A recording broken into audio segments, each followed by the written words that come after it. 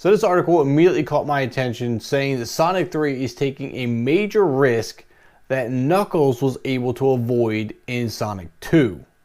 So what risk could they possibly be taking in Sonic 3? Now, in this article, they're talking about casting being absolutely everything. Of course, we're losing Jim Carrey as Dr. Robotnik, and that's a major hit to the franchise, but I think with the introduction of Shadow, we might be able to pull one out of our hat.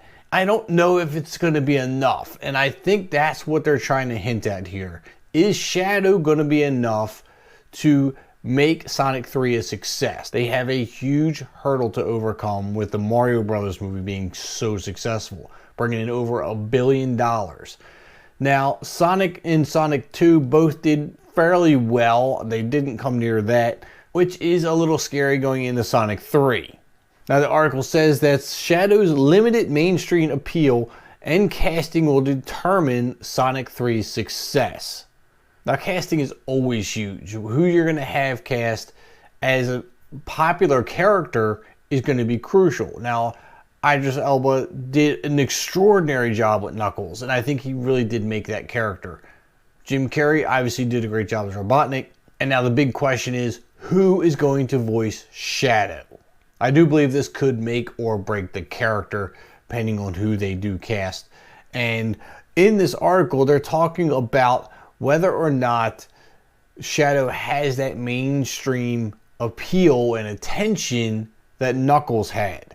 That's where the risk comes into play. Knuckles is very well known. He came in early in the franchise, made a big name for himself. He's a fan favorite amongst a lot of people, and that's what helped Part 2 do so well.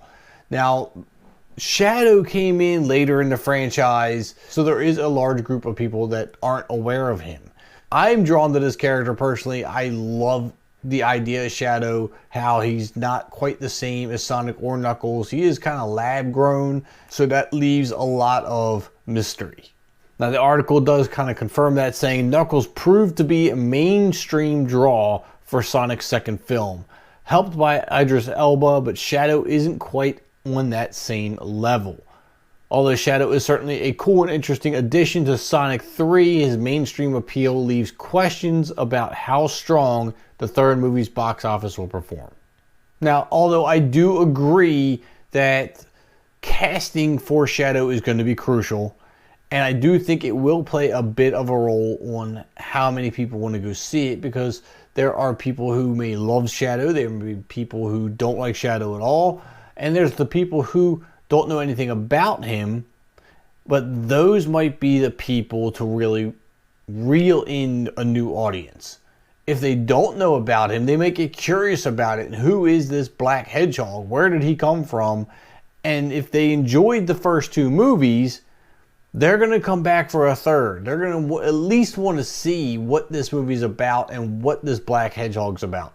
So I don't know that it's going to be critical to success, but I do think it's going to play a part.